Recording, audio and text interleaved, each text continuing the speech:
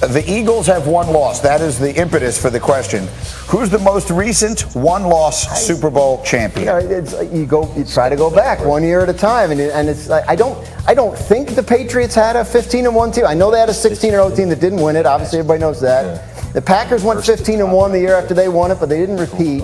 I want to go way back. I want to go back to the 80s. I'm going to say the 85 Bears. They were 15-1. They won the Super Bowl. Is that the answer? Yes, it is. Oh, it is the 85 Bears. Oh, my goodness. The first thing Bart Scott said was, it's got to be the 85 Bears. And I said, it has to have happened more recently than that. What's he saying? And it has not. By the way, the 49ers. I despise you. That's nice. The 49ers the year before did it. The Montana, they had a 15-1 team. The year before. The year. 84, 85, the last two times it used to happen all the time. But that was before losses were so important to success, as we've now learned. Graziano. Now it's a 2-point conversion in the advantage, so Hembo's going to have to get desperate down the stretch of this season. Okay, well done. Let's play a little game of more or less, looking big picture at this season. Hey, Nico, are the Buccaneers and your buddy Brady going to win more or less than 9 games this season? I'm at 9, so I'm going more. So is that if it's the same, then I'll say more? No, that's not more. It's going to be more. I'll say more because that's the only option you've given me. So I'll go with more. True. Listen, this team, we don't know what the final product is going to be. I know they've been struggling. They just had a big win on the road in Germany.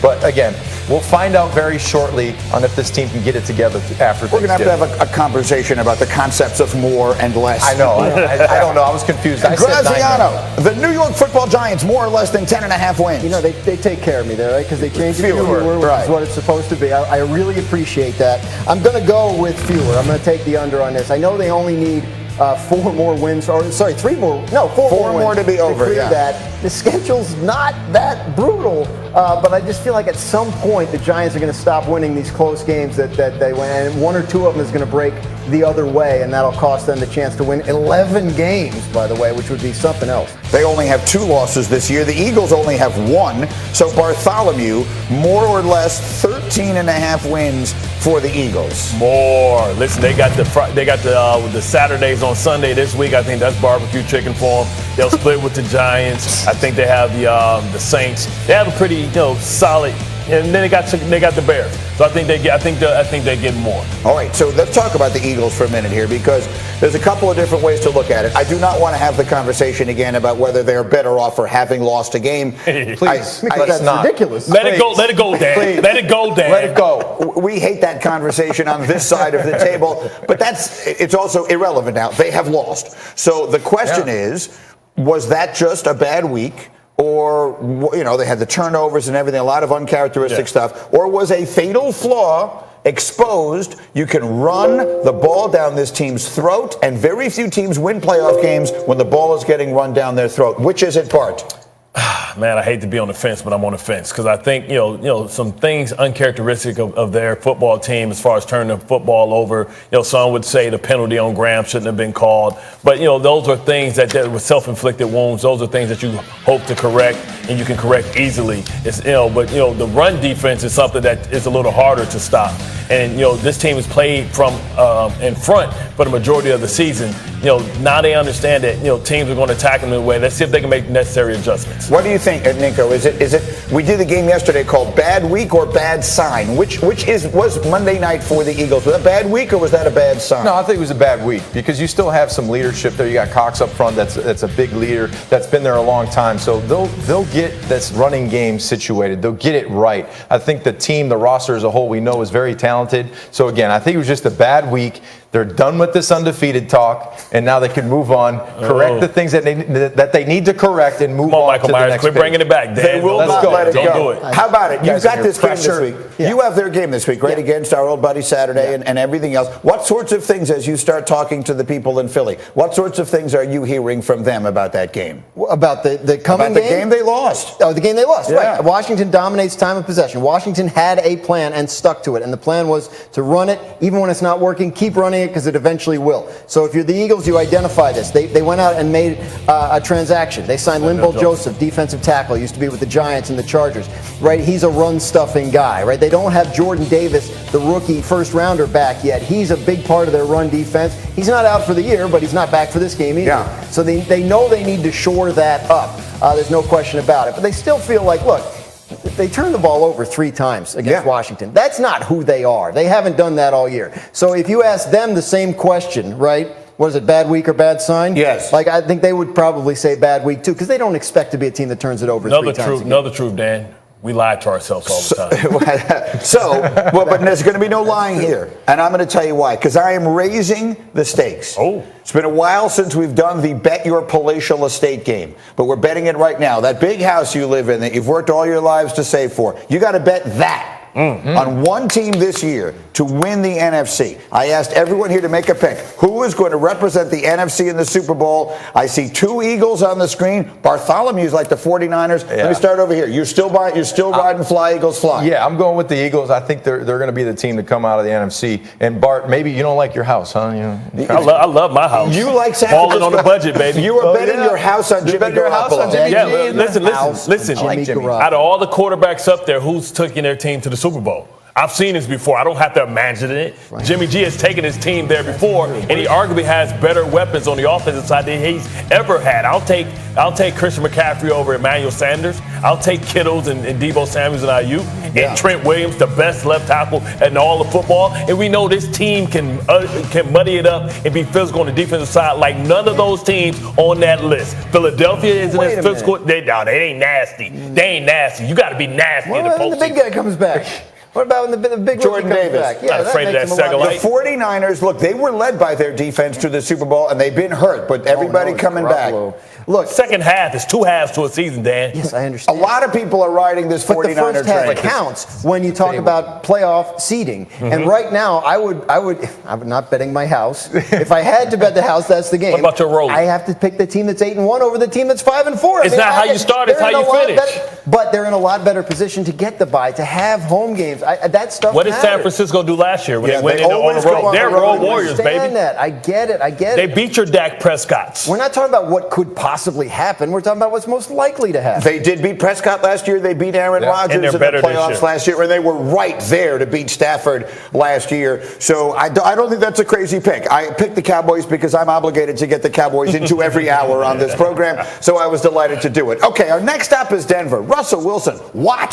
The Wilson and the Broncos are 3-6. They faced Derek Carr and the 2-7 Raiders this year. Wilson has been awful. The Raiders have been worse. I want you to listen to Russell Wilson's coach, Nathaniel Hackett. He's giving up, Greeny. This is how he described this matchup. Listen.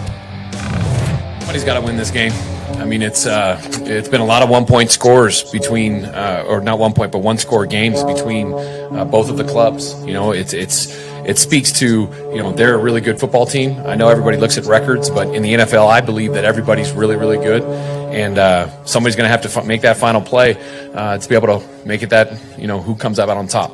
I told you we lied to ourselves, Dan. Wait a minute. So as we do change my mind, There's a lot to unpack there. I'll give you my change my mind in a second. What did he just say? First of all, it's not true. I mean, they could tie. Like that could happen. That's a potential outcome. Well, somebody's got to win this game. That's something that a fan says about a terrible game. Attitude reflects leadership. That's the leadership in Denver right now. It's not about the record, though. What are we looking at records for? People look at the record. Every team's good, right? We're good. Coaches put up those signs all over the facility, like inspirational slogans. Can you imagine a sign? Somebody's got to win this game. That's exactly right. So why not us?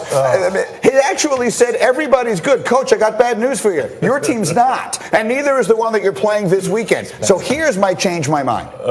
I'm old enough to remember when we were sitting at this desk talking about the AFC West this year being the greatest division in football history. Well, the Raiders stink on ice. The Broncos are unwatchable. The Chargers are startlingly average. And as usual, the Chiefs are good. This is the most disappointing division in the history of the National Football League. Yeah, I feel like I'm in the twilight zone because I had high hopes for that division, and they have disappointed us, and they have underperformed. I can't think of a division that has underperformed with expectations like this before. On the flip side, the NFC East has been a pleasant surprise. Yeah, and so is the AFC East. Yeah, we can talk about pleasant surprises all we want. But Dan, you were here with me, right? They're going to be unbelievable. All 4 teams might make the playoffs.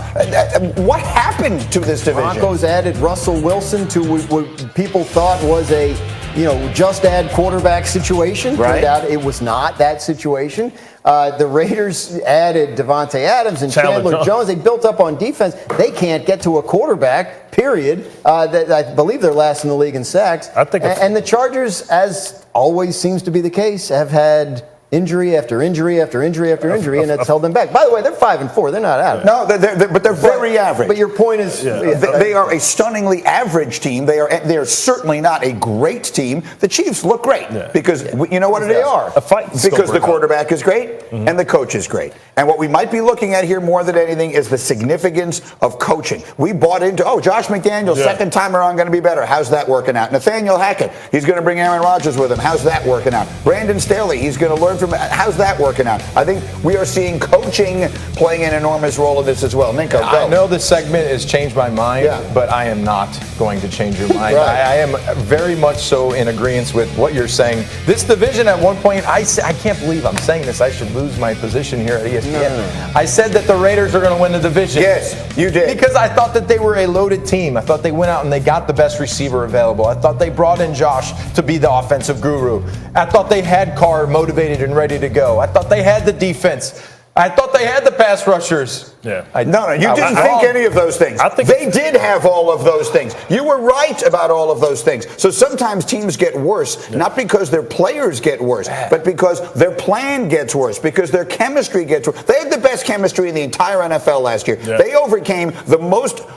What could possibly be more difficult to overcome than your coach having to resign in disgrace over racially insensitive emails? They bandy together around that and around this coach, Rich Bisaccia. And so what does the owner do? Get rid of that guy immediately and bring in one of Belichick's disciples. And it goes directly down the hill, and the quarterback is crying at the podium now. Yeah. I don't know, but I think the most disappointing team in that division is the Broncos. We all thought that Deshaun Watson, we thought that Aaron Rodgers wanted to go there because everybody recognize how talented this roster is. A fist fight's about to break out. If Russell Wilson says, let's ride one more time, and I'm a defensive player, and we're first in scoring defense and last in scoring offense, like, you know how hard it is to hold teams to under 17 points? That is the goal. When we have the goals for our yearly goals, that's one of our goals. I'm telling you, let's ride going to be like, it is a tough time. All right, as we continue, is Dak getting enough